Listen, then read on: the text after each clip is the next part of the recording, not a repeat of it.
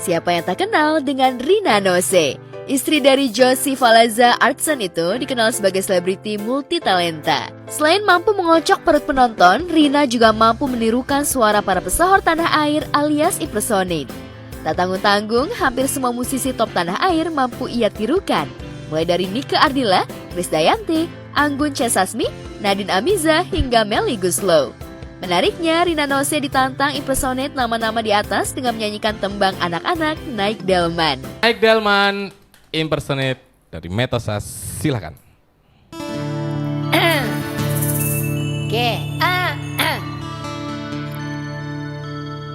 Pada hari Minggu ku turut ayah ke kota, naik delman istimewa, ku duduk di muka, ku duduk samping Pak Gusti yang sedang bekerja, mengendarai kuda supaya baik jalannya.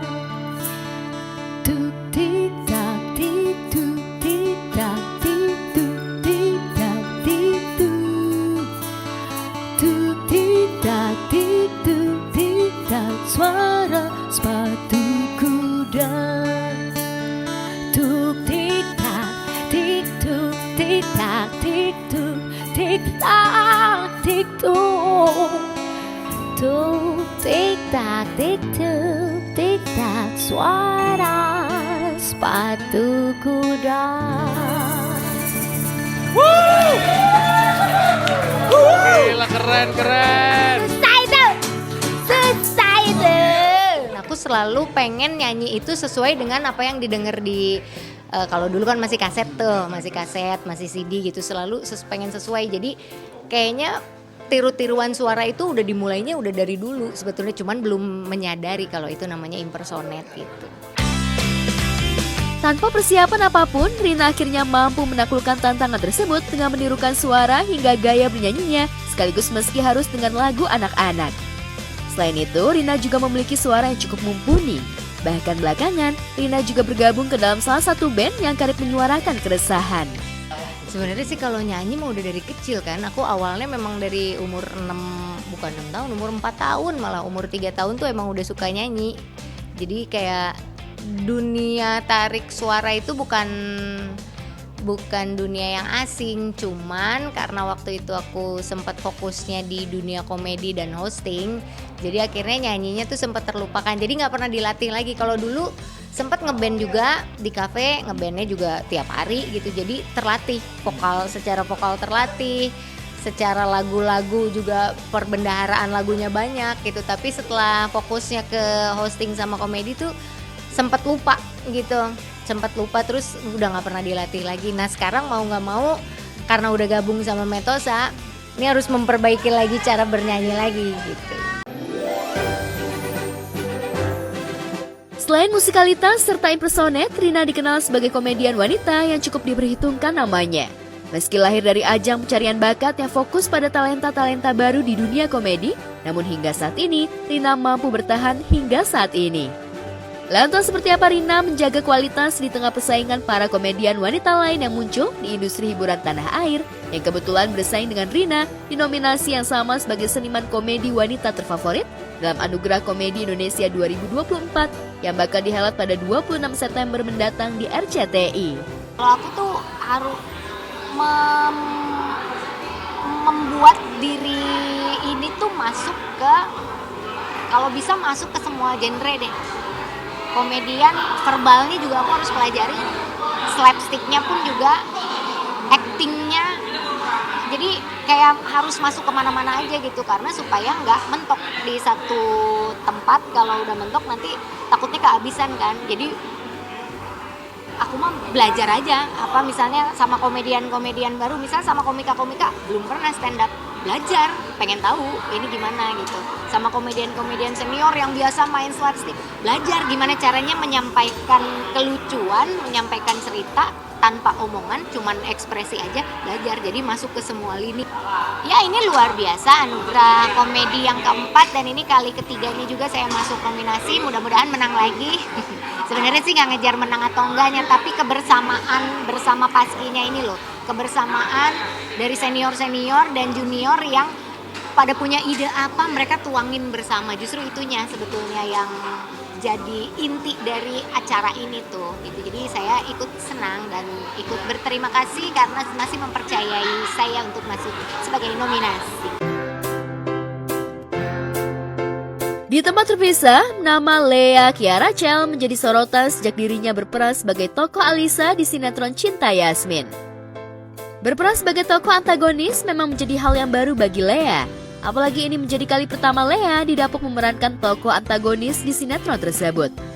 Namun siapa sangka di balik aktingnya yang jutek, angkuh dan keras kepala, Lea merupakan sosok yang humble. Bahkan kehidupan nyatanya jauh dari kesan jahat. Bahkan suaranya pun begitu lembut ketika tim Gospot berkesempatan mengintip barang-barang yang wajib dibawa olehnya ke lokasi syuting. Ini aku mau nunjukin ke kalian what's in my bag. Oke, langsung aja kita mulai ya. Ini aku bawa 2 tas. Ini tas pertama, ini isinya barang-barang penting ya, yang pokok-pokok.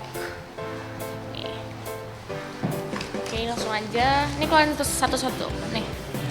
Oke, enak aja sih, aku udah setahun lebih pakai tas ini dan nggak ada rusak sama sekali dan nggak sakit juga kalau dipakai lama-lama atau diisi banyak barang juga muat, jadi aku suka. Sama ini ada keychain. Ini aku kembaran sama my sister, aku beli di Korea. Jadi ini sangat berharga buat aku. Langsung kita mulai. Pertama ini aku ada AirPods, ini buat dengerin musik dan juga kalau misalnya mau tidur aku selalu pakai ini biar nggak terlalu berisik karena di sini kan rame ya, jadi orang pada ngobrol, jadi susah tidur kalau misalnya nggak pakai ini. Jadi aku selalu pakai ini karena ini juga ada noise cancellationnya, jadi enak buat tidur.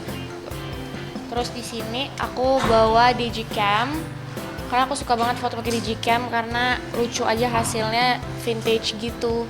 Jadi aku selalu bawa ini ke lokasi syuting buat BTS juga aku pakai ini. Terus ini ada dompet, of course, ini isinya ada kartu ATM dan juga KTP. Aku selalu bawa kemana-mana pasti karena aku suka beli jajan dan lain-lain. Walaupun lebih sering belinya di Gojek, tapi kadang aku juga pergi ke restoran deket-deket sini buat beli jajan atau kopi gitu. Terus di sini ada karet rambut buat ikat rambut kalau gerah. Ini ada apa namanya ya? Buat pindahin foto-foto dari kamera dari Digicam ke HP. Roll rambut dan penutup mata buat tidur. Ini buat tidur nih buat poni aku. Terus ada parfum. Ada casing HP tapi aku lagi copot karena gak dibolehin pakai ini pas shoot. Ini ada parfum 2. Terus ada jepit rambut, ini lucu banget, ini anggrek guys, so cute. Terus ada kipas angin kecil buat kalau lagi syuting panas-panasan. Ini enak banget, kencang banget anginnya guys. Bukan satu tas, Lea juga ternyata menyimpan banyak barang bawaan dengan banyak tas. Bahkan ada cemilan khusus yang selalu ia bawa ke lokasi syuting. Bahkan cemilan tersebut tak pernah absen, selalu mengisi tasnya. Lantas benarkah hiburan Lea di lokasi syuting adalah jajan dan selalu memesan makanan lewat ojek online? Oke, ini tas kedua, ini buat barang-barang yang gak terlalu penting. Ini pertama ada jajan. Kemarin aku habis meet and greet ke Surabaya, terus aku beli ini ke Surabaya. Ada namanya gini ya? Ya inilah, pokoknya jajan. Tapi belum aku isi karena mager. Terus ada makeup. Terus bentar ya. Sama ada catokan rambut buat catok-catok. Terus udah itu doang isinya. Banget, aku setiap hari pasti pesen GoFood buat beli jajan atau ngopi. Nah kalau ngopi aku kayak butuh makanan manis juga, jadi aku selalu beli jajan. Kalau jajan aku suka pastry gitu kayak muffin atau pain au chocolat atau croissant gitu-gitu sih. Meski baru pertama kali memerankan sebagai tokoh antagonis, namun akting Lea mampu mencuri perhatian. Bahkan kabarnya ada penonton yang dibuat bete hingga marah olehnya ketika bertemu. Lantas benarkah karena aktingnya, Lea diserang warganet di sosial media? Lantas benarkah ada perubahan karakter Lea dalam cerita Cinta Yasmin? Lantas benarkah perubahan ini membuat Lea sedikit lega? Syutingnya hari ini seru sih, lumayan. Tadi siang agak lumayan panas-panasan. Terus aku excited hari ini karena plot ceritanya mau ada plot cerita baru nih. Jadi aku excited dan sangat menunggu gimana ya kira-kira reaksi netizen lihat ini gitu. Tapi seru sih hari ini overall. Kalau aku rate 8/10 lah. Kayaknya bakal sedang deh. Kayaknya ini yang mereka nanti-nanti gitu. Ini awal mula perubahan Alisa gitu. Kayaknya. Sebenarnya berpengaruh kayak jadinya di comment section aku banyak yang kayak cantikan ini gitu. Terus kayak nggak suka lihat muka dia kayak jadinya bete, bawaannya bad mood gitu kan. Sebenarnya aku nggak kenapa-napa sih bacanya, justru aku malah kayak berarti acting gue berhasil nih ngena ke netizen ini. Tapi ya kadang aku mikir aja sih kenapa kayak mereka nggak bisa bedain acting sama real life gitu. Tapi ya udah nggak apa-apa.